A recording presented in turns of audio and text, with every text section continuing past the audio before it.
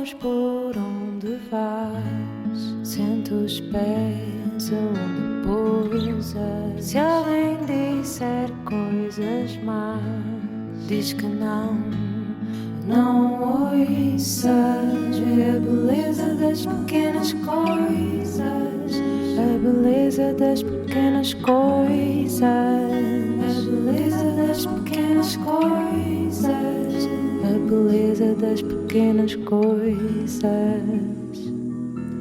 Uma conversa com Bernardo Mendonça. 7 segundos é quanto basta para criar a primeira impressão. E é quanto basta para que algumas fiquem consigo para sempre. Como um momento em que se apaixonou por algo realmente belo. As sensações, os detalhes, as possibilidades.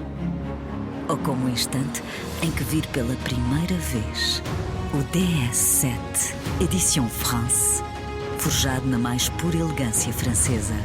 Como quando entrar a bordo e se envolver com o interior em alcântara preto, com pormenores em dourado e carmim. Uma experiência absolutamente única. Descubra a nova Edition France em dsautomobile.pt.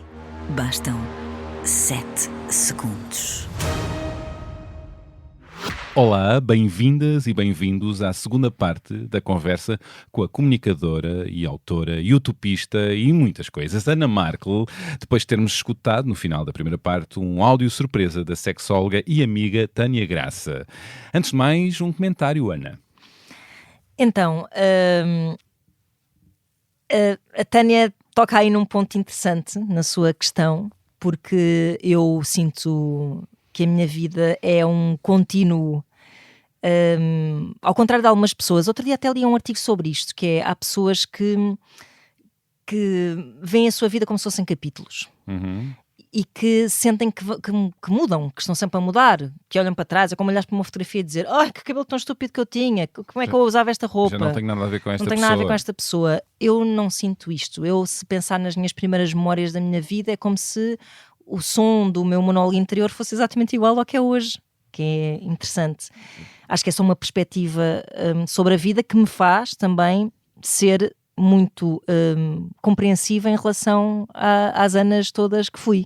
Pois, e ela coloca aqui, então, uma questão de vários espelhos. Exatamente. O que é que a Ana mais nova, da infância e início da adolescência, diria à Ana que tu és agora? Sim, ela diria... ela ficaria super contente. Ai, que bom. Vou-te dizer porquê.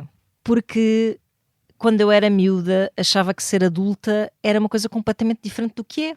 E tu também concordarás, eu acho que é uma coisa geracional, não é? Quer dizer, na geração dos nossos pais, quando eras um adulto, vestias-te de uma certa forma, tinhas um determinado emprego e uma determinada... forma de ripar o cabelo até. Também, e uma forma de te comportar. As mães, muitas vezes, aos 20 e tal anos, pareciam, sei lá... Sim, é verdade. Também as modas também eram diferentes, pesadas. Os bigodes. E pronto, e é isso. E tinhas de ter uma atitude de adulta, uma atitude, não é? Tinhas que fazer um forte adulting, como eu costumo dizer. Acontece que a vida, o tempo vai passando e nunca mais chega a essa altura da minha vida. Eu até me lembro que quando era miúda achava que aos 20 e tal anos ia usar saia e casaco, sei lá, coisas em que eu pensava, perdi o meu tempo a pensar nestas coisas. O que é que será? Como é que eu vou ser? O que é que eu vou vestir? Também deixou de se usar saia e casaco, felizmente. Mas a Ana, jovem, tipo, imagina, adolescente mesmo, até antes de entrar para a faculdade, era muito parecida com o que eu sou hoje. Tinha o cabelo às cores, a roupa que eu uso hoje usaria na boa naquela altura, e isso é super reconfortante, a não ser que haja pessoas que achem que eu sou uma velha gaiteira, que também pode haver, né? Mas é ridícula com aquele cabelo. Gosto desse R. Ridícula. Aos 45 anos com aquele cabelo azul. Não é bravo. Mas eu não sinto que... A diferença é que eu, naquela altura, queria fazer um statement, não é? E hoje em dia não quero fazer um statement. Assim. Sou eu, olha, sou assim há imenso tempo. Portanto, sou mesmo assim, não é? Nem sequer estou a contrariar. Fui sempre assim. Houve ali uma fase na faculdade que eu achei que se calhar devia amainar um pouco e ser um bocado mais discreta, talvez. O que aconteceu nessa fase? Ai pá, eu não gostei de andar na faculdade. Mas ficaste mais beta? Foi o quê? Não, fui só não era, nem era muito, não é? Mas era só um bocadinho mais discreta, talvez, menos combativa. Não encontrava muito eco junto dos meus colegas como no liceu. No liceu eu era amiga dos anarquistas e do pessoal que fazia as fanzines e pronto, as casas ocupadas e não sei o quê, e depois chego à faculdade e encontro pessoas muito bem comportadas, muito fixes, mas junto das quais essas causas não ressoavam tanto e por isso guardaste as botas botas Dr. Sim, Martin e assim. não foi assim uma mudança, mas era assim uma pessoa um bocado mais... Não sei, não sabia bem quem era, acho eu. Andei ali um bocado a tatear, nunca perdi a minha identidade, mas não era se calhar assim tão extravagante. E por isso acho que não só eu tendo a ir lá atrás dar pancadinhas nas costas da Ana. É isso, dizias-lhe o quê? Essa miúda adolescente? Pá, dizia, olha, vai correr tudo bem. Pá, mas se pudesses dar um conselho... Não dava. Acho que tinha que passar para evitar pelas coisas. Não. Pá, não dava. Eu acho que talvez eu tenha precisado de alguma compreensão que os adultos não sabiam dar e não estou a cobrar nada.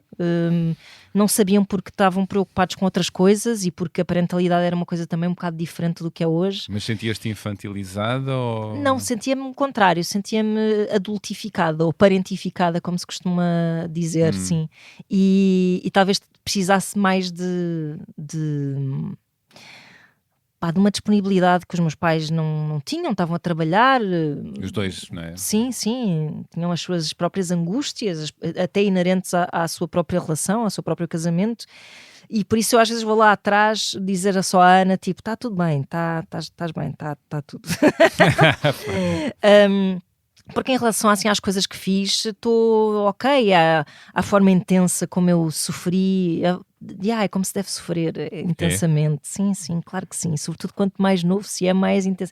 Não estou a falar do sofrimento pois é isso, depois com adulto. certo o sofrimento adulto é pessoas a morrer. Também há sofrimentos adolescentes bem lixados, não é? E naquela altura são com algumas as tragédias. Balízias, São as tragédias. Mas há tragédias e tragédias, não é? Claro que sim, claro. Estou a falar de tragédias controladas, tragédias clichê, heartbreaks, claro, essas coisas. Lágrimas, não é? rios de lágrimas. Tipo, imagina, o divórcio dos meus pais, foi tudo vivido muito mal, dificilmente, com muito sofrimento. Esse é um tipo de sofrimento que uma miúda de 16 anos era fixe não ter que ter passado por ele. Pronto. Levou-te tempo a curar isso?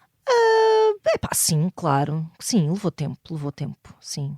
Sendo que não era a cena os meus pais tinham que ficar juntos para sempre. Não, os meus pais deviam se ter separado, era muito tempo antes. Pronto, o problema do divórcio foi o processo do divórcio, não foi um sonho de amor que acabou. Aliás, eu acho que o divórcio dos meus pais é provavelmente a razão pela qual eu acho que não se deve perder tempo em relações péssimas.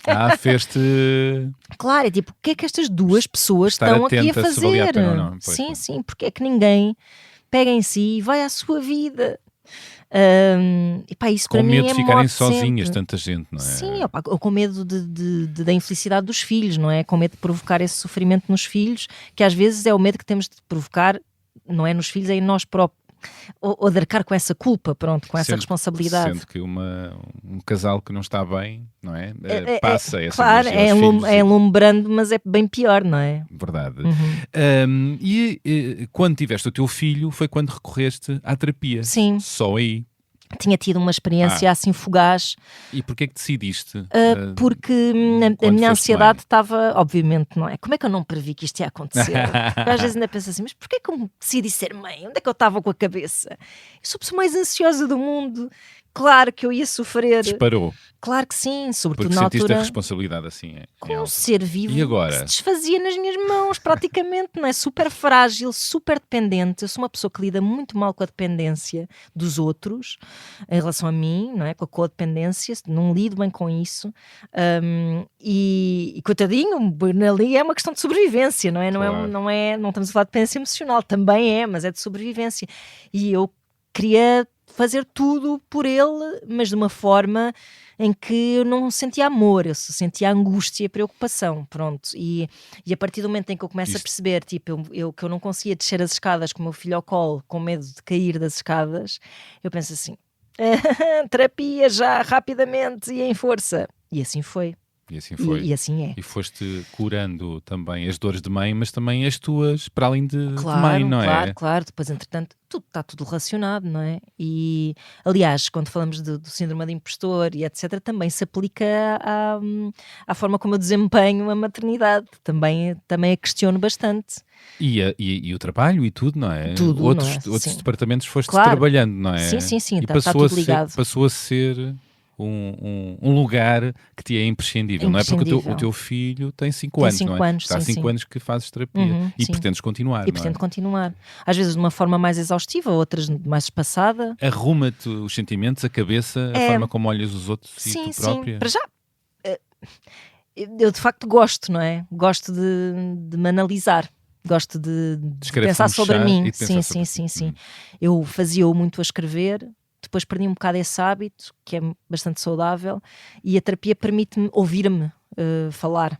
Aconselharias a toda a gente uma terapia? Claro que sim.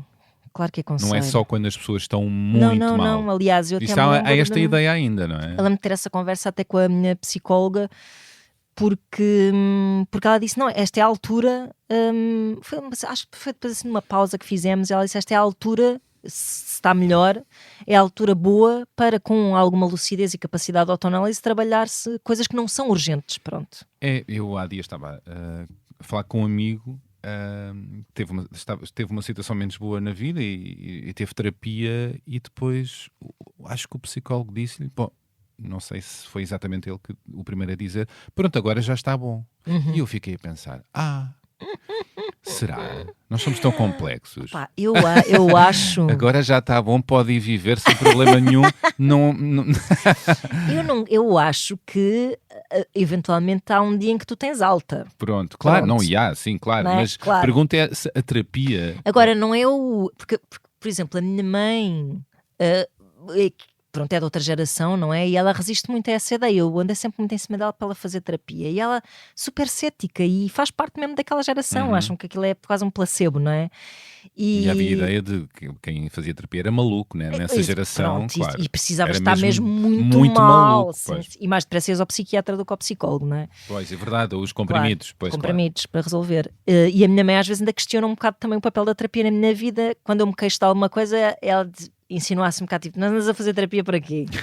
E eu digo, não é para me curar, é para gerir. É para gerir. Dá mais ferramentas. Eu acho que um bom exemplo disso, por acaso, é ótimo, porque a última sessão que eu tive foi muito interessante, até para trazer aqui. E eu estou sempre a falar do síndrome de impostor, e às vezes até é cansativo falar sobre isto, porque está em todo lado e toda a gente fala sobre isto, e as pessoas de facto estão às vezes a agarrar-se a estas bengalas da saúde mental para explicar tudo e mais alguma coisa sobre as suas vidas, e às vezes até para não pensar o suficiente sobre elas. Mas eu de facto já há muito tempo, olha, e até foi a primeira pessoa que eu ouvi falar sobre isso foi a Sinéad O'Connor, há anos e anos, ainda ela era viva, e foi há muitos anos, e eu pensei, existe uma coisa chamada síndrome de impostor. Agora fazes um scroll no Instagram e esse termo está em todo lado. Mas isto para dizer que a minha psicóloga fez uma pergunta que foi mesmo na MUS, que é: mas Ana acha que alguma vez vai deixar de sentir isso? E gostaria de deixar de sentir isso? E eu pensei, não. Porque, para já faz parte da minha identidade, e depois é uma espécie de um vigilante que eu tenho que me impede de cair num dos piores medos que eu tenho, ou dos piores pecados, que é de ser vaidosa, ridícula, cagona, como tu dizias. O termo técnico, lá está. E ele está lá assim a dizer, tipo... acima das suas possibilidades, não é? Creio que eu sofro tanto disto que não chega a roçar, mas alguma autoestima e segurança também é necessário, até por causa para não falecermos dos nervos, claro, e a voz não tremer, não é? Claro, e isto não me tolhe ao ponto de eu fugir das coisas, eu enfrento-as, pronto, é tipo, não, eu não mereço esta oportunidade, mas vamos! Adorei essa voz. É assim kamikaze, vamos! Mas tu tens subido inclusive a palco. Agora lembrei-me com é verdade. Voz de Cama, antes Vamos Todos Morrer, e fazes com naturalidade. Olha, ou há um camadão de nervos? Não? Há imenso prazer. Nas primeiras vezes havia nervos, claro, mas há imenso prazer. Mas também te vou dizer que não vou menorizar o trabalho, mas ali é um bocado ser eu, de uma forma, ser eu não é eu a Ana, quer dizer, até aqui nesta entrevista não estou a ser eu, se estivéssemos a beber uma jola ia ser diferente, mas ser eu, não estou ali não decoro texto, não danço sapateado, não estamos a fazer o que fazemos todas as semanas num podcast, mas com uma abertura para uma plateia que dá uma adrenalina, uma adrenalina muito maior e que até me motiva, que me dá gosto de sentir aquele... Lá está a rockstar cá em ti. Pois não é a rockstar um cá em pouco, mim, não porque é? há... E que manifesta-se hoje, nomeadamente na tua tigresa e nas tuas e nas minhas calças de licra, de napa azul elétrico. Azul elétrico, sim, exatamente. É verdade. Esse espírito vive em mim. E que bom. Pois é. Que bom. Sim. Quero falar de sexualidade. Sim. Tu estás com que idade? A menina 45. 45. A menina está com que idade? E quantos? dirias que eu diria que estás cada vez mais confiante sim. e a vestires melhor a tua pele. A sexualidade acompanha isso ou as inseguranças nesse campo? Acompanha, acompanha se tiveres um contexto, ou seja, se agora me separasse e de repente estivesse no mundo do dating, se calhar eu ia pensar, agora com esta idade. Será? Não sei. Ou então desatavas a Ou inchar-me, então, que eu acho que tu és uma sedutora, Ana. Pô, Tu tens esse lado, tu não me enganas. A menina não me engana porque eu tenho as tuas ferramentas, também sei ler. Pois, porque eu sempre tive, isto é verdade. Me lixas. Eu sempre adorei o kick do flerte. Eu diria que tu... Sim. Se fosses para o dating, davas-lhe forte. Mas depois é muito diferente tu seres mãe e teres 45 anos, faz-te pensar um bocado. Por isso é que há aquelas pessoas que cuidam da criança enquanto... Não faço a mínima ideia. Eu sei que se tu tiveres o contexto certo, eu vou-te dizer, quem me dera que eu tivesse a cabeça que tenho hoje aos 35. Porquê? Porque aos 35 eu tinha mais vida pela frente e tinha um bocado mais de saúde. Tipo, não me doía as costas, aguentava melhor uma noite a dançar e a beber copos. Mas não aguentas uma boa noite a dançar? Aguento. Aguentas. Não pode ser muitas vezes. Não pode ser nem acabar muito tarde. Nem beberes muito, porque pronto. Exato. Tem que ser com moderação. Com moderação. Mas se a música for boa... Fui passar a música e curti imenso. Só que estive lá da 1 da tarde até à meia-noite. Está bom. Não, lá está. Eu acho que a noite devia começar às 7 da tarde e ir até à meia-noite 1. Sim. É verdade. Sim. Também acho isso. O Lux agora fez isso pois recentemente fez uma matiné. Eu estive lá e apreciei bastante. Agora, diz... não sei se isso se aplica aos homens, talvez, mas diz que os 40 são, para as mulheres, é a fase áurea. Eu acho que a cena é essa. Beijinho para a áurea. Mas eu acho que para a sexualidade da mulher. Vai ao encontro disto no sentido em que, com mais confiança, tu vives melhor a tua sexualidade, obviamente. E se eu agora, imagina, sinto que nesta altura da vida tenho muito menos a provar ao mundo... Mas tens sentido isso na pele? Tenho sentido, imagina, até na forma como... E isto vem muito também depois de ser mãe, por um lado, há um superpoder, de ser mãe e de passar à altura das tormentas, não é? Passar a arrebentação de ser mãe. Isso não é falado. A arrebentação de ser mãe é aquela altura em que tu estás um caco. Não dormes, questionas-te porque o teu filho... é intempestivo, dorme mal ou sei lá, tem meltdowns. É uma altura em que a sexualidade do casal piora muito, claro, deixa de existir muitas vezes porque não há condições, não há espaço, não há energia, enfim, pronto. E depois os teus papéis mudam necessariamente. É a fase da mãe azul bebê, não é? Exatamente, és mãe e pai, já não és homem e mulher, não é? Durante algum tempo isso fica em pausa, fazes lá umas acrobacias para tentar contornar isso, mas não é de toda a mesma coisa, tens de te reinventar. E depois o que eu acho é que à medida que o filho vai crescendo, tu vais voltando, nunca ao que eras, mas a uma coisa parecida com o que tu eras, e que nunca se perdeu, mas em melhor. Porquê? Explique e justifique. Porque te estás cagando. Não sei se posso dizer isto. Porque te estás cagando para uma série de coisas que eram preocupações. Neste momento a tua preocupação é o teu filho, a tua qualidade de vida é na relação com o teu filho, a tua família, aquilo que te faz sentir bem. E nesse sentido, isso faz com que, por exemplo, até na escolha da roupa, tu sintas uma nova liberdade, não te sei explicar. Sim. E sente-se em todo lado, até na cama. E, obviamente que sim, porque se estás mais confortável na tua pele, necessariamente que vais estar... Há uma atitude tigresa, claro, quando tem de ser. Sim, exato, olha, lá está. Eu gosto muito de animal print, se calhar é por uma razão. Por isso eu acho que isso faz todo o sentido se tu tiveres feito um caminho que eu, apesar de tudo, considero que é um caminho bem sucedido em termos da relação comigo própria. Porque nesta forma como eu vejo este contínuo, não é? E esta forma apaziguada como eu olho para o meu passado, com as asneiras que eu fiz, não é? Que é até com um percurso bastante atípico de viver uns 20 anos muito tranquilos e depois viver uns 30 anos muito estouvados da cabeça, e depois aos 40 ter um filho, não é? Ou seja, nem sequer é a escadinha padrão que costuma ser percorrida, e como eu vivo bem com essa forma, como esse guião que eu escolhi e que fui escrevendo, é natural que eu chegue a esta idade com um conforto que algumas pessoas não terão porque não fazem o que gostam, porque não têm uma relação de qualidade. E depois há muito idadismo para com as mulheres, não é? Não sei se isso te toca, se te chega, mas as mulheres sofrem isso, os homens também mais tarde, mas de uma maneira não tão intensa. As mulheres sofrem isso e a partir dos 40, não é? Sim, eu vou-te dizer que há uma coisa que me defende, que é, apesar de ter feito televisão e etc., eu nunca dependi da minha imagem para me fazer valer. O que também me trazia muitos dissabores, porque teres uma nariguda na televisão é uma coisa que depois te deixa exposta a grunhos que te vão mandar severamente abaixo pelo teu aspecto físico, porque não tens cara de televisão, não é? Ou a cara espectável. Portanto, a idade faz com que tu sejas valorizada por outras coisas que não a tua imagem. E apesar de eu nunca ter estado dependente da minha imagem, sinto que agora então é que eu já não tenho mesmo que me preocupar. E isso faz com que eu invista de uma forma mais tranquila. E fiques mais bonita. Sim. Há que dizer. Que me veja, a maneira como eu me vejo é tão menos julgadora que... Deixa-me revelar uma coisa aqui. Na sessão fotográfica, sim, tu foste um espetáculo, há que dizer. A forma como pousavas...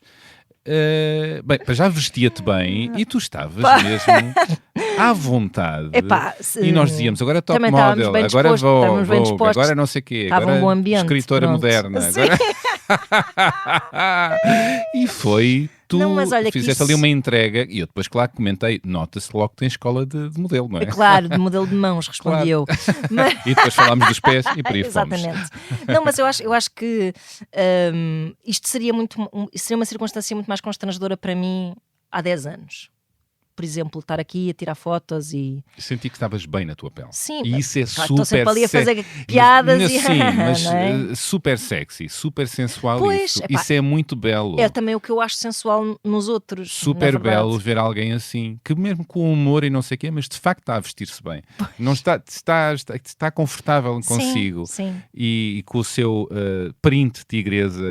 Sim. Isso é na muito... roupa da Vinted. Ninguém me paga para dizer isto, mas isto é tudo usado. Pronto, não vais dizer quanto é que custou, não é? Que eu detesto essas conversas. Não, mas tu tem meia. Tu tem não meia. Façam falar. Querem bons deals, falem comigo. Ora bem, é por DM, não é? Exato. Olha, quero falar de perimenopausa. Sim, Perimenopausa, que é um termo difícil de dizer e se calhar pouco falado, que é... é o caminho até à menopausa. Eu nem conhecia o termo até há muito pouco tempo, até me tocar, não conhecia o termo. E manifesta-se como é que estás a sentir isso no teu corpo? Olha, e na cabeça? Como é uma coisa que... Eu faço muita questão de estar informada sobre isto porque as hormonas tiveram sempre um papel muito dominante no meu humor. E eu sofria de tensão pré-menstrual horrível, assim a um ponto quase disfórico, ou seja, há pessoas que tipo... Há aquele clichê, não é? Deve estar com o período, quando as pessoas estão mais zangadas, e nem me dava para aí, dava-me mesmo para ficar triste. E para me questionar muito e para aparecerem, pronto, todos estes fantasmas que me atormentam e a ansiedade e tudo isso, e eu, através da terapia, fui percebendo padrões e em que momentos é que eu me sentia assim, porque é que eu me sentia assim, e fomos percebendo que, de facto, as alterações hormonais, além de me darem enxaquecas terríveis, faziam com que eu me transformasse e que não me sentisse eu durante alguns dias por mês. Com a perimenopausa, isso deixa de ser previsível, porque eu começo a ficar mais irregular nas minhas menstruações e, portanto, eu não consigo fazer as contas de eu estou péssima, é porque me vem o período, e começa a ser uma oscilação muito mais agressiva, mas que é como se insinua, ou seja, não é uma coisa tipo tu acordas, pã! Peraí, são as hormonas, estou-me a sentir na merda. Não, é uma coisa que tipo é um venenozinho que se vai espalhando assim, e tu começas a pensar, não consigo fazer este trabalho hoje, não consigo sair de casa hoje, o meu filho odeia-me, sei lá, essas coisas todas, eu odeio-me, e demora muito tempo até que tu percebas, espera, isto é a voz má a falar. A terapia permitiu-me dialogar com essa voz má, não a deixar de ouvir, mas dialogar, tipo, cala-te um bocadinho. E há um estigma na sociedade, há não um é? estigma. A menopausa, Pronto. que é o início do fim, não é? Sim. Para muita gente, Eu a lembro-me sociedade olha de lado, Sim. a sociedade, homens e mulheres olham de lado, claro, para de uma forma implacável. As mulheres sentem-se diminuídas. E já se sentem a sair de cena. A sair de cena, não é? Perder uma função que, por mais que não seja agora a sua função primordial, porque não somos bichos, foi uma função que definiu a identidade das mulheres, não é? A reprodução. Perdes essa função, o teu corpo muda também, não é? Tu já não enfardas impunemente uma caixa de gelado ou uma noite a beber cerveja. Sem consequências, não é? Sem consequências, além de tudo o resto, não é? Depois tens estas mudanças de humor que te afetam, depois a maneira como tu trabalhas, como te relacionas, com os que estão mais próximos de ti, sobretudo, não é? Mas agora há terapias hormonais de compensação, não é? Que eu não posso fazer, porque eu tive problemas eu estou sempre em risco de cancro de mama e as minhas mamas são mamas muito difíceis de examinar. Eu já fui operada 2 vezes e eu não posso tomar hormonas porque a minha médica considera que pode-me colocar numa situação de risco. E então eu tenho que controlar isto de outras formas. A primeira coisa que eu decidi fazer para me antecipar um bocado foi ir à nutricionista e começar a comer melhor, a evitar certos alimentos e a tomar alguns suplementos. E devo dizer que correu bastante bem. Arriscas-te a viver até aos 120? Epá, não sei. Não sei mesmo, porque eu sempre vivo um bocado obcecada com a ideia de que me vai cair um piano em cima quando eu tiver és hipocondríaca, não é? Exato, sim. Eu outro dia tinha um olho a tremer e comecei logo a pensar que era Parkinson, AVCs. Então comecei a entrar num loop assim super paranoica, sério. Esta cabeça não para. Mas já me consigo rir disto tudo. Mas pronto, isto só por se dizer que eu ainda não decretei oficialmente que estou na menopausa, porque há um dado que falta, que é fazer 1 ano sem ter o período. Eu ainda não fiz esse ano, fiz meio ano, mas as minhas análises dizem que estou na menopausa. Não esperava que viesse tão cedo, mas veio, e ter essa informação foi super libertador. Foi? Sim, super. Não te caiu algo? Já, meu Deus, não, porque tipo, agora sei o que é que eu faço a partir daqui. Tipo, nada muda na prática. O que muda é coisas que eu vou tentar controlar no meu corpo, não é?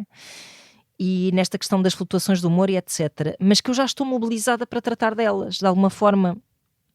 Às vezes, como não posso fazer a reposição hormonal, ando ali um bocado a fintar questões através ou da alimentação ou de um antidepressivo muito suave que é aplicado muitas vezes a casos destes em que não é possível compensar com hormonas, tentando ter uma higiene de sono também cuidada e consciente, não é? Tipo, deitar cedo. Porque não se fala disso, mas as depressões podem acontecer nesta fase, não é? Sim. Ou seja, o que eu sinto é que estou informada e estou de mangas arregaçadas. Na prática, ter esta informação liberta-me. Não é tipo, não sei o que é que eu estou a sentir. Agora, porque eu? Exato. O ser menopausa, como é acompanhado deste grande... é acompanhado de uma coisa importante, que eu fui mãe tarde. Portanto, eu estou a sentir que estou no princípio de uma função ainda, que é esta função da maternidade. E isso dá-me um elan grande, não sinto Não que a te minha vida retiram esteja a papel acabar. porque tens esse papel Tenho, principal. quando isto calha na altura em que os Claro. filhos saem de casa e não sei o quê, eu acho que deve ser muito mais duro. Eu ainda tenho isso a que me agarrar, que é, vejo imenso futuro ainda, e um futuro imprescindível, não é? Do meu papel na vida do meu filho durante alguns anos até ele começar a dar patadas. Tipo do Afonso Espero que Henriques. não aconteça, exato. Já que não chegamos a esse ponto. Mas isso, ou seja, o facto de eu estar confortável na minha pele, o facto de eu ter tomado esta decisão, as rédeas de largar as manhãs e começar a ser freelancer e tomar conta da minha vida e do meu tempo, o ter um filho, olhando para um futuro longo que aí vem, ajuda-me a encarar isto só como, olha, pronto, é mais uma fase da vida. E estás a... Estou fixe. a ter rendimento na escrita, andas a escrever muita coisa, não é? Ando a escrever muita coisa, sim. A escrever o tal livro, a partir Sim. dos teus diários. Sim, vai sair já está escrito. Já Vai sair este ano, ali por voltas do princípio do verão. Como é que chama? Olha, não te vou dizer, porque chamava-se uma coisa e hoje já mudou para outra, portanto não vale a pena. Ainda não está fechada a arte final. Não está fechada a arte final. Portanto, ainda tem ali algumas alterações a serem feitas, mas é um livro que simboliza muito aquilo de que a gente tem estado aqui a falar e desta relação, e aliás até trazida pela questão da Tânia, que é esta relação entre a jovem Ana e a Ana crescida, não é? E é um livro para jovens, mas também para adultos. A questão é essa, porque a ideia era que fosse um livro para jovens e eu apontei para esse público. Mas eu tenho a certeza, como é um diálogo entre dois tempos, que vai dizer muito a adultos da minha geração. Pronto. E não estás a escrever outras coisas? Não podes Estou a escrever outras coisas. Sobre isso? Há mais livros infantis também que vão sair. Gosto muito de escrever para crianças. E também há uma peça de teatro. Oh meu Deus!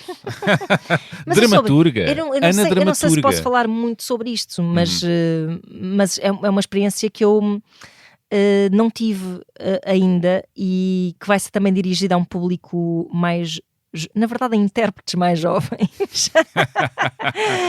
E que me está a dar muita água pela barba porque eu sinto, há um bocado aquela coisa que tu tens, às vezes escrever um livro, meu Deus, aquela credibilidade, não é? Aquele peso, e eu, escrever teatro, caramba, será que vou estar à altura deste desafio? E estou muito a precisar de ganhar aquele boost de confiança para vencer essa voz que diz, porquê é que me chamam para estas coisas? E dizer tipo, não pá, vou agarrar isto, por alguma razão me chamaram e eu nunca serei um prémio Nobel, portanto vou ser só aquilo que costumo ser, não é? Vou falar dos assuntos que domino, das coisas de que gosto de falar, provavelmente, não sei. Há pouco dizias que estavas a querer um pequeno retiro para escrever. Preciso muito, nesse sentido mesmo de me ser difícil embrenhar-me. Para ter ideias. Eu acho que isto é uma coisa um bocado mitificada à volta da escrita, porque quando tu pensas... Eu falo sempre do exemplo do Nick Cave, não é? Que ele faz a barba, veste um fatinho e vai para o escritório escrever canções e como se fosse um emprego. E eu adorava ter esse método na medida em que eu tenho o tempo sempre um bocado contado, nunca tenho assim tempo pela frente, depois à noite tenho muito sono, portanto também não consigo aproveitar as noites para isso. E há esta ideia um bocado romantizada de que tu tens que mergulhar na escrita, e se eu tiver só 2 horas para escrever, se eu fizer aquela técnica do Pomodoro, que é ponho lá o temporizador. Pois, e mas eu não sei se a tratar criatividade... Bom, há pessoas para quem isso funciona. Sim, falaste do Nick Cave, o Rui Cardoso Martins, que esteve aqui, Sim. conseguia acordar às 4, 5 da manhã para escrever literatura, para depois ao longo do dia escrever crónicas e bom, um olhar mais jornalístico para a escrita, mas isso é quem consegue de facto. Mas a criatividade não se mede assim, e há quem precise dos tais retiros e estar só a fazer uma coisa. Às vezes mesmo só para... Eu depois de ter a ideia na cabeça, ela vai viver comigo. Pois. Quando eu me vou deitar, eu estou a pensar nela, etc. Só que preciso do retiro para ter a ideia, para me desbloquear. Então retire-se. Retire-se daqui, imediatamente. Exatamente. Vá escrever. Eu já disse, eu vou para qualquer lado, vou para uma pensão rasca, vou para qualquer lado. Só preciso é mesmo de ter tempo e não ter uma pequena vozinha muito querida a dizer assim, mamãe, vamos brincar, já acabaste. Já trabalhaste tudo. Eu agora tenho mais um áudio. Opa! É verdade, mais uma vozinha. Vamos. Vamos a isto. Ser forte. É de alguma forma um cenário quase de fetiche.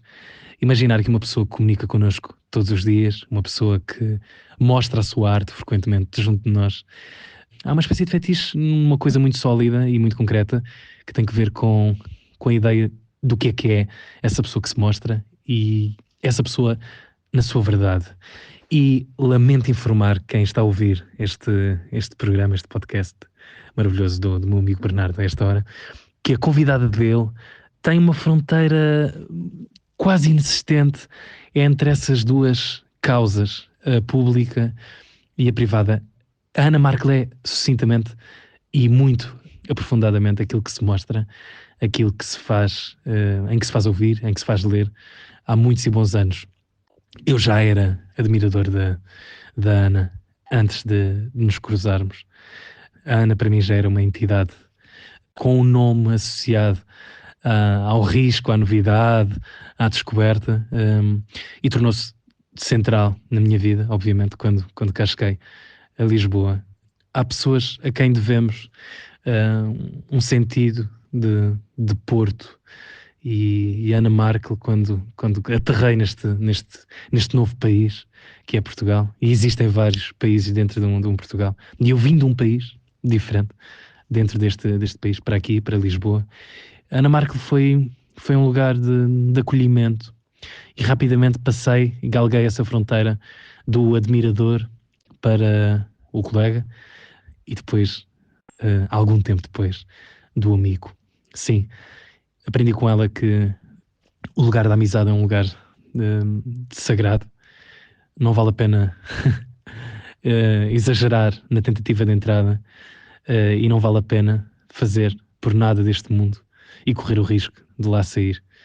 Quem tiver a sorte de entrar no coração deste ser humano, que guarda essas chaves num lugar seguro, porque realmente é de uma bondade extraordinária, e reconheço que uma década só tornou mais brilhante e mais visível, mais luminoso para mim esse lugar de bondade da Ana Markel.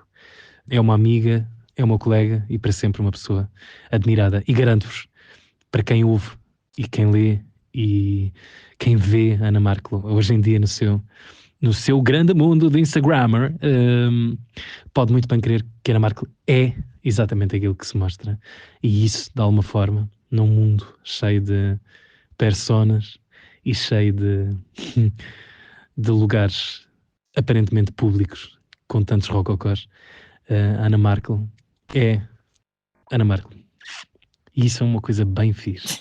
Ana Markel, que nos últimos tempos tem sido uma poderosíssima Instagrammer, do qual eu não dispenso a consulta quase diária, já percebi que é uma espécie de consultora a céu aberto para ver, ouvir e ler. E a minha pergunta é exatamente antagónica a esse exercício. Que lista de coisas é que Ana Markel nunca iria sugerir na sua vida? Ora, toma! Acabámos de ouvir o radialista e amigo Tiago Ribeiro, com a sua belíssima voz. Obrigado, Tiago, com quem a Ana fez durante muitos anos as manhãs da 3. É um dos manhãzitos, não é? E que te deixa aqui uma declaração de amor pela amizade e admiração que te tem. Pois é. Ele fala da tua verdade, mais uma vez, do teu lado genuíno e de uma fronteira quase ténue entre a Ana pública e a Ana privada. Portanto, sem grandes personas. É mais ou menos assim, não é? Um grande beijinho para o Tiago. eu até me sinto mal porque eu sou uma péssima amiga, porque eu depois tipo, devemos ir almoçar, tá, sabes, esse género. Mas eu este ano estou a combater isso e eu quero muito estar com o Tiago, porque vejo sempre muito de raspão e tenho saudades dele, porque eu até prefiro Tiago em lazer do que Tiago em trabalho. Então? Pá, sim, porque as manhãs é um falso convívio, não é? Tipo, estás ali todos os dias, mas depois não estás, na verdade, não é? Também há isso, não é? Parece que estão ali muito... Claro que se cria uma cumplicidade grande, porque tu estás a levar com aquela primeira energia da manhã e é intenso, não é? Mas ao mesmo tempo tenho vontade de falar com o tempo, com o Tiago, pronto. Agora, pronto, ele fala, eu acho que é interessante porque a maior parte das pessoas fala, até tu próprio, Bernardo, da minha genuinidade, não é? E é interessante como eu acho que a minha genuinidade às vezes me atraiçoa imenso, porque me faz às vezes pensar no que é que eu sei realmente fazer. O que é que isso quer dizer? Quer dizer, será que o que eu sei fazer é ser? Estás a perceber? O sentido da vida, Pá. de Ana Markle. Não, no sentido em que qual é o meu ofício mesmo, não é? Se eu meto tudo Qual de mim, é o seu ofício, Ana? se eu meto de mim em tudo o que faço, e que se o que é elogiado é eu ser eu própria, o que é que eu sei realmente fazer, não é? Como ofício. Isso não é importante para uma comunicadora? É super estar importante. por inteiro nas coisas? Sim. Eu acho que me vingo disso na escrita, porque eu acho que a escrita eu encaro muito como ofício, até gostava de encarar menos. Porque a escrita, eu sou muito fascinada pela estrutura na escrita. Acho espetacular quando chego ao fim de um filme e penso assim, porra, quem me dera ter escrito este guião, isto está tudo a fazer sentido, está... Não te sei explicar, é assim muito overwhelming. Ou um livro tipo, eu estou a ler um livro agora, o All Fours da Miranda July, e eu estou em angústia porque me está a apetecer reler o livro e ainda vou para aí na página 20. Como é que se chama o livro? All Fours, acho que não está traduzido ainda para português, acho eu. É sobre? É autobiográfico. E é sobre uma mulher também assim em perimenopausa, que me faz sentir muito, e ela é parecida comigo porque ela é assim, é awkward e é neurótica também, e é uma overthinker, e há ali imensas coisas em que eu me revejo muito, e tem inseguranças também parecidas com as minhas, e também se considera assim uma minor celebrity, que é um local em que eu também me revejo, não é? Quer dizer, algumas pessoas conhecem-me na rua, mas eu serei sempre, como dizia um amigo meu, uma celebridade de média escala, que é um tipo bom pequena termo. média empresa, não é? Exato, que está bom, não quero, Tá bom, não quero mais queres que mais, isso. não é? Não quero mais que isso. Percebo. Mas o Tiago é isso, fala... a escrita para mim é um bocado a minha vingança, no sentido tipo, eu não sei se escrevo bem, mas sinto que estou a fazer, como se fosse a martelar, sabes? É como se fosse a fazer um móvel. E a escavar em ti também. Sim, mas sinto... eu gostava de perceber se quem lê, por exemplo, a peça que eu vou escrever, o livro que eu vou lançar agora também sou eu, porque são os meus diários, não é? Mas se a peça que eu vou escrever, vou partir do princípio que vou escrever uma ficção. E quero muito aventurar-me nisso. E quero muito perceber se aquilo é boa escrita, se é, olha, a Ana tão genuína. Estás a perceber? Percebo. Porque eu depois não sei se sei fazer as coisas. Estás a ter uma coisa chamada dores de crescimento.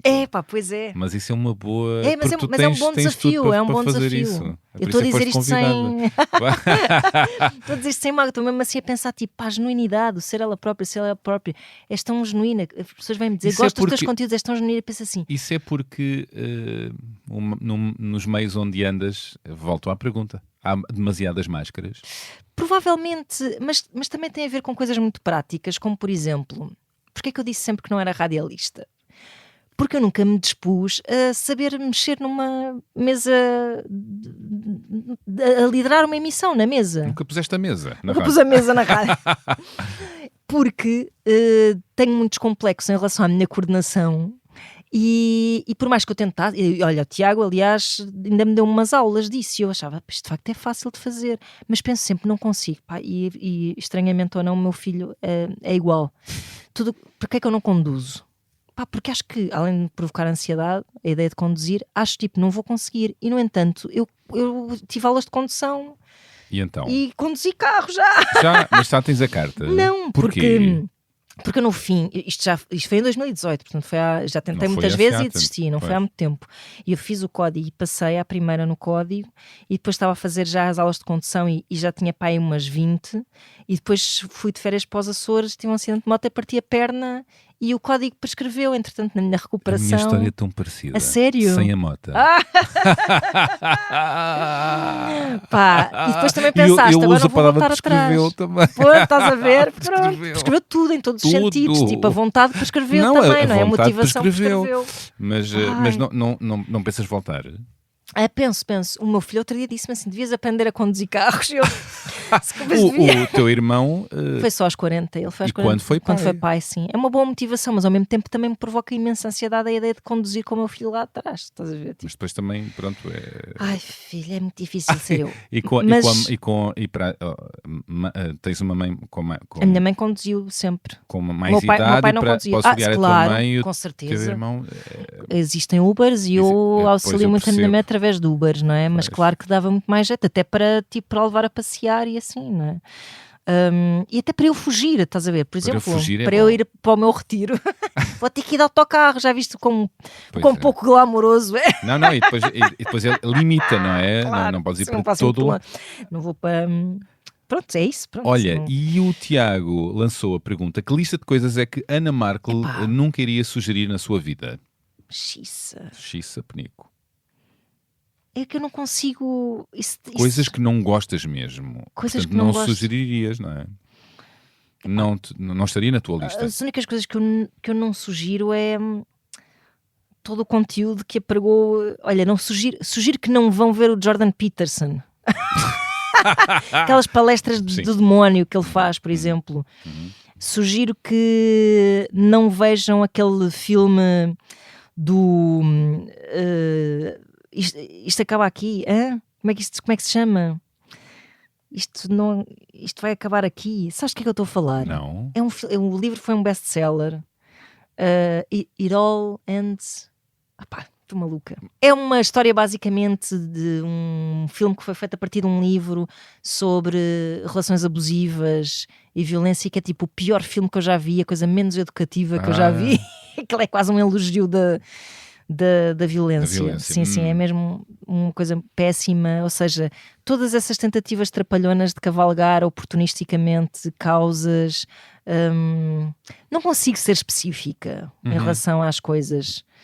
Também não perco muito tempo a ver coisas más, porque como não tenho muito tempo, tenho que ter muito a certeza, ou tenho a certeza que vou ver uma coisa não muito boa e é isso que eu quero ver. Às vezes tu queres ver coisas não muito boas.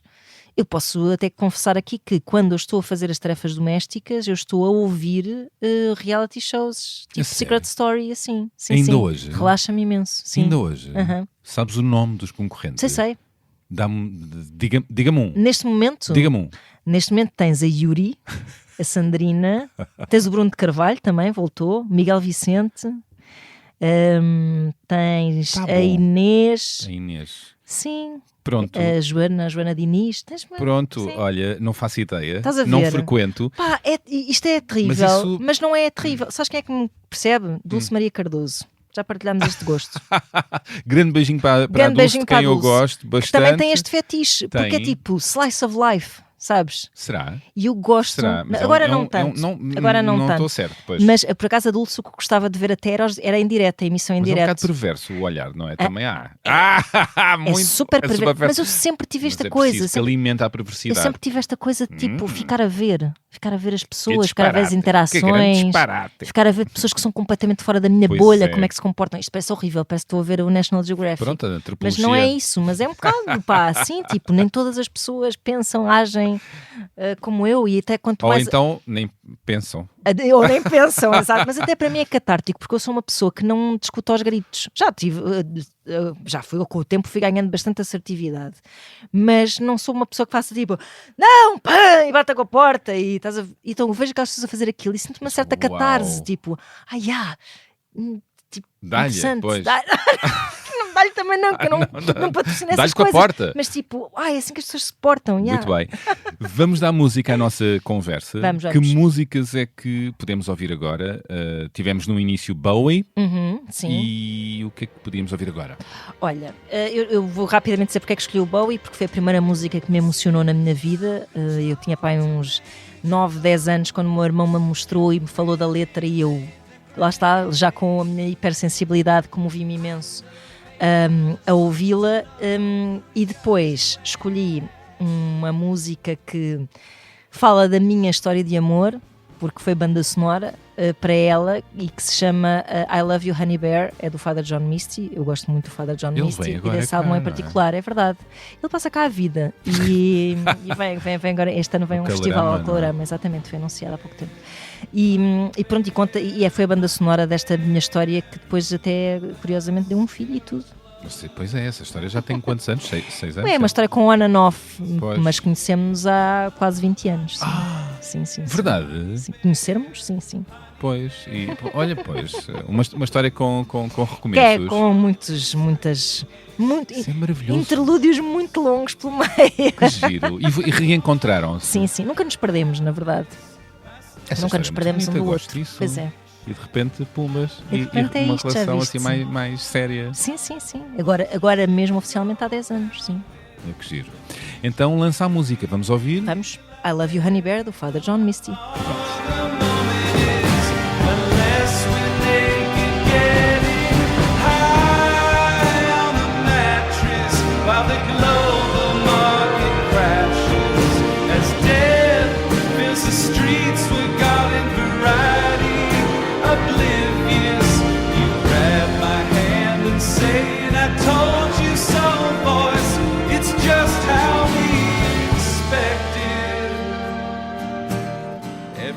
E mais? O que é que podemos ouvir mais? Olha, escolhi também o My Charmed Life dos Divine Comedy porque é uma música que eu sempre adorei, é de um álbum que eu adoro que se chama Absent Friends, só que nunca tinha ouvido a música com ouvidos de mãe até ir ver Divine Comedy à aula magna com o meu irmão há relativamente pouco tempo, já depois do Manel ter nascido.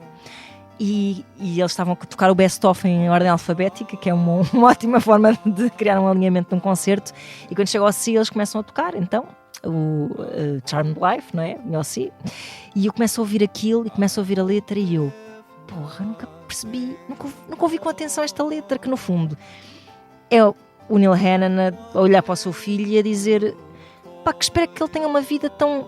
Não, é que não é uma grande ambição, é que tenha uma vida charmed, que é isso, é uma vida com alguma sorte na vida, uma vida ok, sabes? Uma vida ok, olha, uma vida atenta à beleza das pequenas coisas, que é mesmo isso, que é essa capacidade de tu desfrutares intensamente as coisas mais banais, que eu acho que é muito a minha cena. Eu nunca tive grandes ambições, eu nunca tive grandes ambições de viajar para muito longe, de conhecer culturas muito excêntricas, porque eu tenho mesmo muita satisfação nas minhas viagens interiores e gosto muito de viajar, claro, mas nos pequenos prazeres. Sim, 100% isso é mesmo que me move. Eu também. Olha, vamos ouvir então lançar a música, Ana. É verdade, Divine Comedy, My Charmed Life.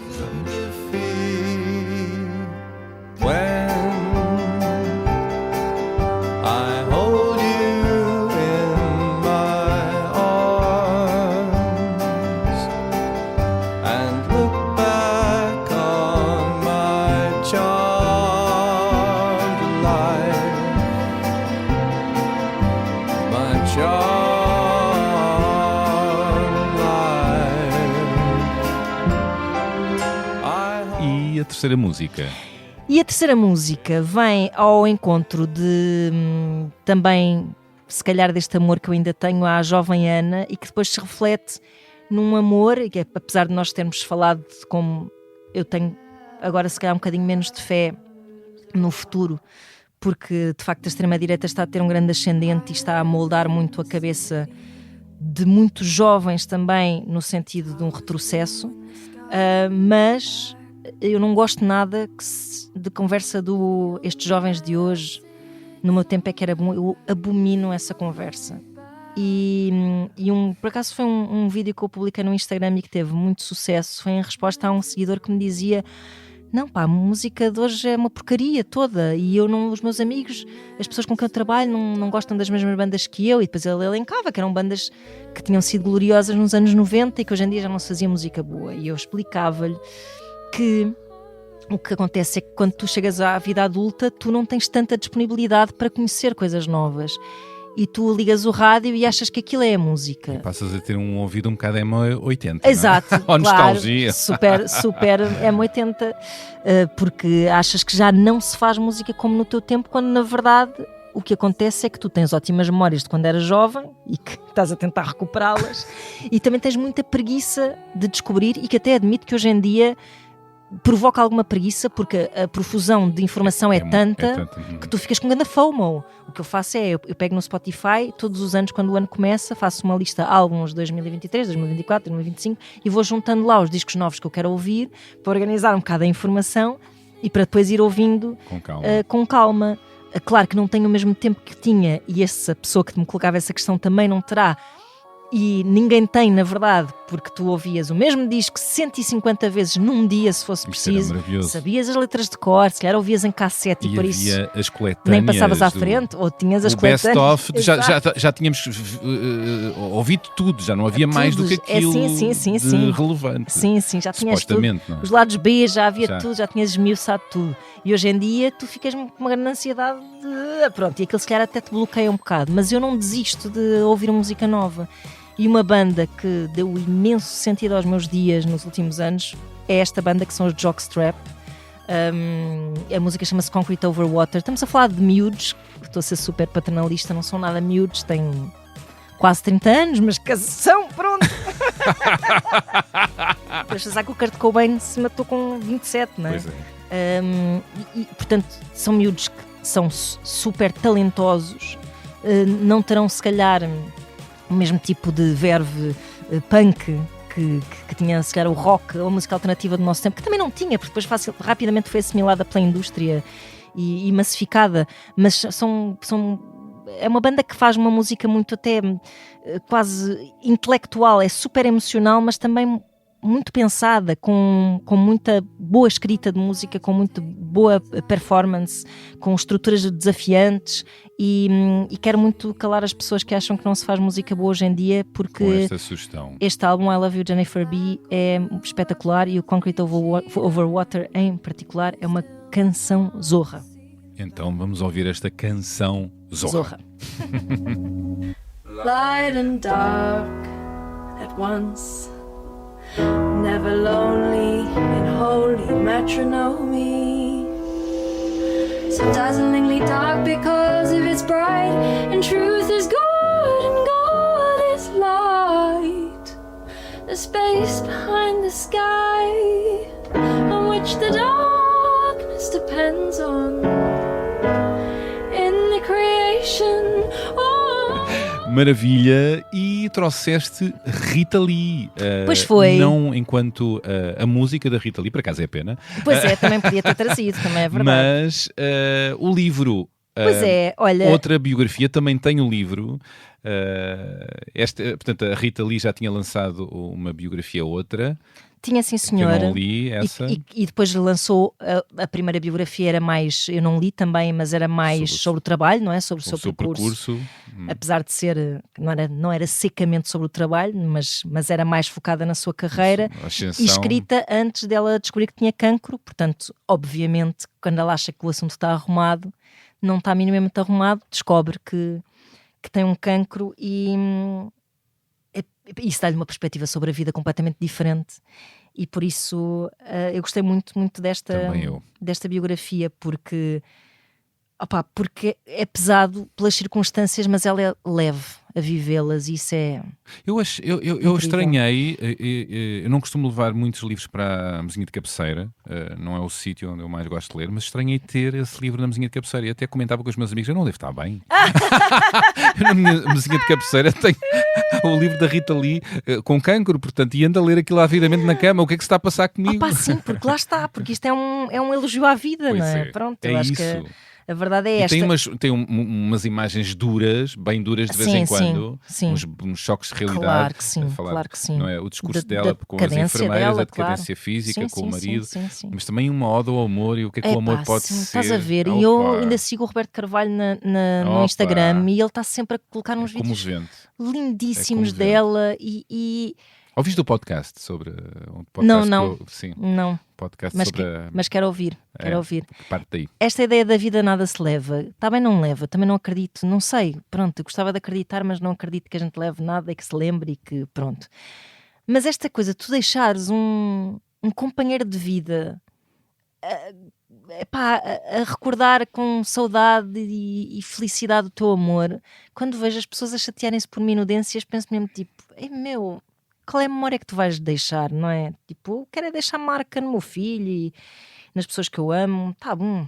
E escolheste um capítulo... Olha, escolhi um capítulo que tem a ver até com este discurso que eu estava a ter sobre as bandas e os jovens e etc, porque se chama A Garotada e comoveu-me muito porque ela também, sendo uma velhota em final de vida, nunca perdeu a fé na juventude, pá, e temos que os acarinhar, e depois de ser mãe parece que ainda me tornei mais fã da juventude. Olha que fixe. Queres que eu leia o capítulo todo? Quero que leias um bocadinho. Mas não ver se eu sei. consigo ler sem. Eu acho que até vou conseguir ler sem. Está uma boa luz. Vou conseguir ler sem boa. recorrer aos meus óculos de ver ao perto.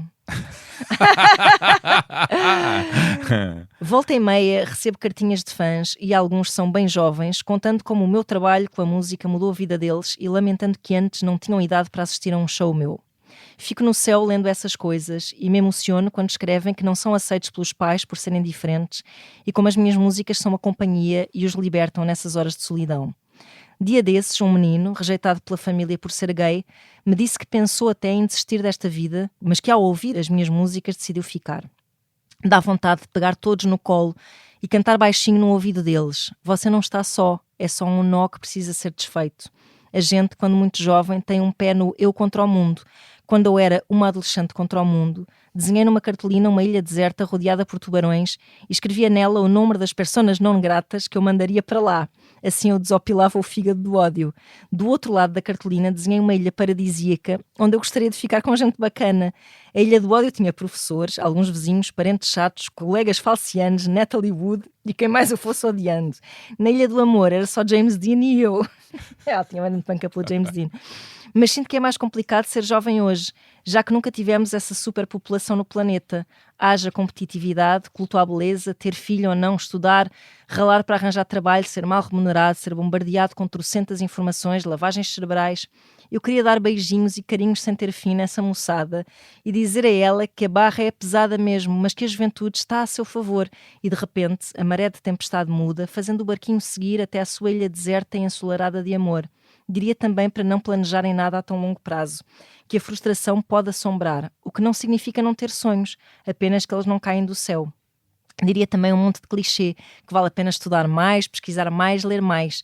Diria que não é sinal de saúde estar bem adaptado a uma sociedade doente, que o que é normal para uma aranha é o caos para uma mosca, que uma coroa não é nada além de um chapéu que deixa entrar água, que todo dia o mundo se afoga no caos e vai ser difícil achar um lugar para observar o fim dos tempos de camarote. Meninada, sintam-se beijados pela vovó Rita. Uau! É muito lindo mesmo. É muito lindo. Adoro. Rainha. É verdade. Rainha Rita Lee. Obrigado. Sim, leiam este livro. A outra biografia. A outra biografia da editora da Contraponto. Contraponto. E a capa também é muito maravilhosa. Sim, sim. Sim. Obrigado pela sugestão. Estamos a chegar ao fim. Deixa-me-te lançar uma pergunta que não sei se viaja por aqui, porque certamente não tens esta idade, mas quais são os teus fantasmas hoje? Todas as idades terão os seus fantasmas. Falamos da juventude, não é? Este é o fim de vida da Rita. Que fantasmas é que te atormentam? Ou algum que possas partilhar? Os fantasmas que me atormentam é a morte e a perda. Acho que nunca me vão abandonar. Penso demasiado sobre isso. Luto para não pensar tanto. Luto para pensar o suficiente para ter vontade de viver. Porque eu acho que as pessoas, por se esquecerem, é que desperdiçam muito tempo. Mas sem dúvida que é isso que eu vou vivendo à medida que tu vais passando por elas. Vais percebendo que és mais forte do que imaginavas, mas a antecipação é terrível e rói-nos. E por isso continuam sempre a ser os meus fantasmas, a morte e a perda.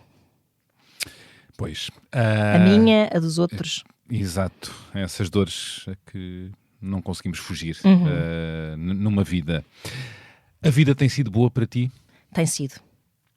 My charmed life, como dizem os Divine Comedy. A vida tem sido boa para mim. Eu responsabilizo-me bastante também, o que me ajuda a não culpar. Não tem sido sempre fácil, não tem mesmo sido sempre fácil.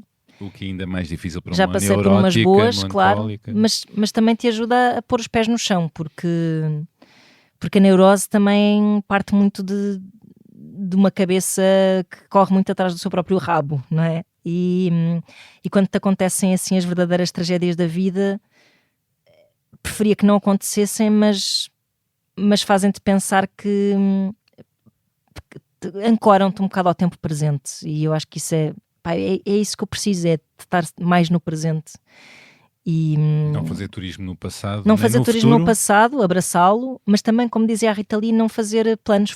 Eu nunca fiz planos. E não estás a fazê-los agora? Não, Nesta altura mais não. freelancers? Planos propriamente não, no sentido em que eu sei que tipo, preciso de mexer, preciso de fazer imediatamente, eu vou gerindo, não é? Porque preciso, mas não tenho tipo metas, planos a longo prazo, projeções para o futuro. Acho que isso é que me safou de depois também não me arrepender, não me desiludir, não me desresponsabilizar, não culpar os azares da vida. É mais fixe ir vivendo aos poucos. Um dia De cada vez. Como sabes, este podcast chama-se A Beleza das Pequenas Coisas. A que pequenas coisas do dia-a-dia atribuis agora interesse, beleza e dedicas tempo e atenção? Esta resposta, imagino que tenha foi tendo respostas não exatamente iguais ao longo da tua vida. Claro. E agora? Olha, o título deste podcast diz-me tudo, porque... Olha que bom. Sim, pá, é a rotina. Eu gosto da rotina. Eu gosto de coisas muito simplesinhas, como ir à janela das traseiras e ver o gatinho da vizinha no quintal e ouvir os passaritos. Isto parece assim uma coisa de sumenos, mas não é. Ou ficar ali nos miminhos com o meu filho ao acordar. Coisas tangíveis e que estão à mão. Sim. Coisas que eu, ao vivê-las, não tenho controle sobre isso, mas tenho um bocado a fantasia de que estou a criar memórias. Não tenho controle porque eu não sei de que é que eu me vou lembrar exatamente, não é? Mas aquelas coisas que se repetem assim ao longo dos dias e que eu penso assim, fogo, um dia vou ter boas saudades disto tudo. É isso. Obrigado. Obrigada eu. Obrigado por esta conversa e até já. Até já. Vemo-nos por aí. Pois sim, com certeza. E terminou assim este episódio com a comunicadora, radialista, autora e dramaturga, não é? Wannabe. Ana Markle.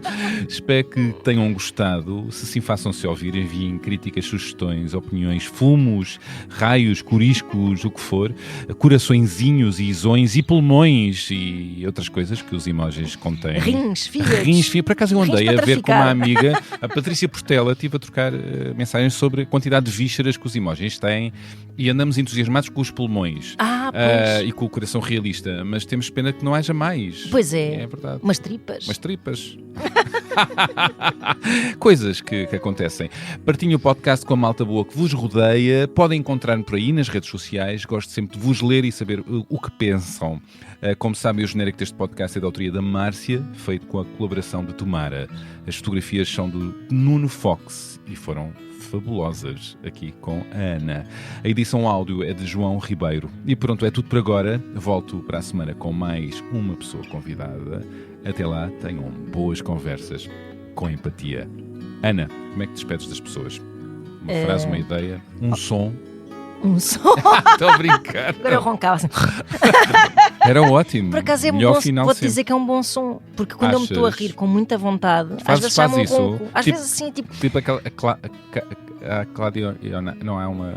Pois é. Onar. Ai, esqueci-me agora do nome da mulher. Cláudia Onar. Onar. Pois é. Mas às vezes chama assim, quando tu a rir assim, tipo... Aquele riso maroto que não te podes rir muito e estás a ter um grande ataque de riso num sítio mais... Mas que vem do prazer, não é? Que vem do prazer. Assim, aquele... Mas... vou-me despedir das pessoas dizendo o que digo sempre para parecer que é tipo, parece que me vou despedir, tipo, isto não é um adeus, é um até já. Quer mesmo dizer, tipo, pronto, até logo então. Então adeusinho. Era só para vos enganar. Beijinhos.